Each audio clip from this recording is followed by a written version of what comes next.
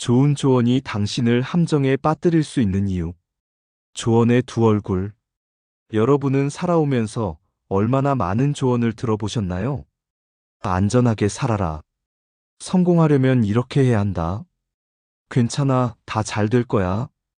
이 말들은 모두 따뜻하고 친절하게 들립니다.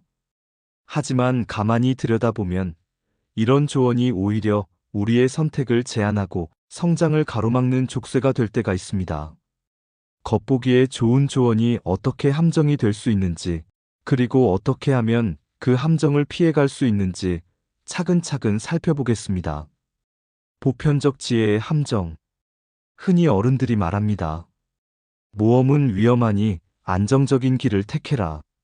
겉으로는 사랑과 걱정이 담긴 말 같지만 사실은 도전할 용기를 앗아가는 말이기도 합니다. 한 청년의 이야기를 해볼까요?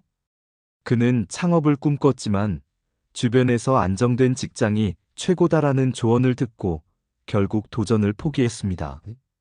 몇 년이 지나자 그는 자신이 선택한 길에 만족하지 못했고 잃어버린 기회를 떠올리며 후회했습니다. 이처럼 다수의 지혜처럼 보이는 말은 때로는 개성도, 도전도, 가능성도 빼앗아갑니다. 따뜻한 말의 숨은 위험. 괜찮아, 다 잘 될 거야. 이 말 정말 많이 들어보셨죠? 위로가 필요한 순간에는 분명 힘이 되는 말입니다.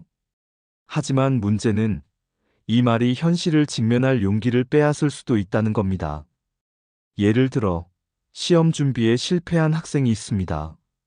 친구가 다 괜찮아, 넌 잘하고 있어라고 말해줬습니다. 하지만 정작 필요한 건 현실적인 피드백과 노력의 방향 전환이었죠. 즉, 위로가 때로는 현실 회피를 정당화하는 장치가 되기도 한다는 것입니다. 성공 공식을 따르라는 조언의 허상. 성공한 사람처럼 해라. 이 말은 가장 흔한 조언이면서도 동시에 가장 위험한 말입니다. 왜냐하면 성공한 사람의 방식은 그 사람만의 맥락 속에서 나온 것이기 때문입니다. 예를 들어, 어떤 기업가는 운과 시대적 배경, 네트워크까지 맞아떨어져서 성공했을 수 있습니다. 하지만 그 공식을 그대로 따라한다고 해서 같은 결과가 나오는 건 아니죠. 오히려 그 과정에서 자기만의 방식과 개성을 잃어버릴 수도 있습니다. 따라서 조언을 들을 때는 반드시 이렇게 물어야 합니다. 이 방식이 내 상황에도 맞는가? 조언을 맹목적으로 따르는 사람들의 공통점. 그렇다면 왜 사람들은 스스로 판단하기보다 조언에 기대려 할까요? 그 이유는 크게 두 가지입니다. 첫째, 불안감 때문입니다. 결정을 내릴 때 사람은 누구나 불안합니다. 그 불안을 덜기 위해 누군가의 말을 빌려 안정감을 찾으려 하죠. 둘째, 책임 회피 때문입니다. 나는 그저 조언대로 했을 뿐이야. 라는 말은 실패했을 때 책임을 돌릴 구실이 됩니다.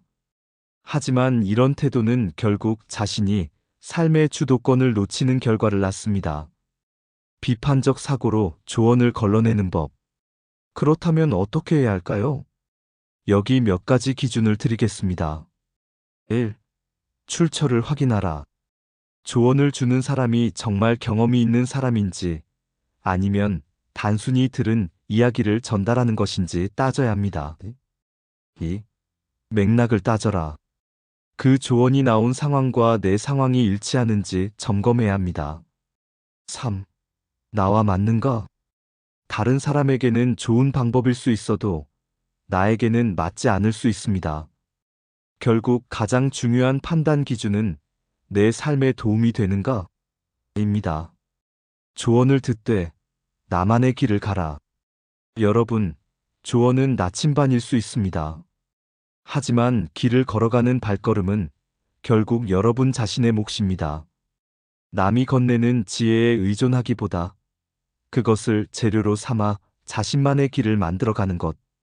그것이 진정한 성장이고 자유입니다.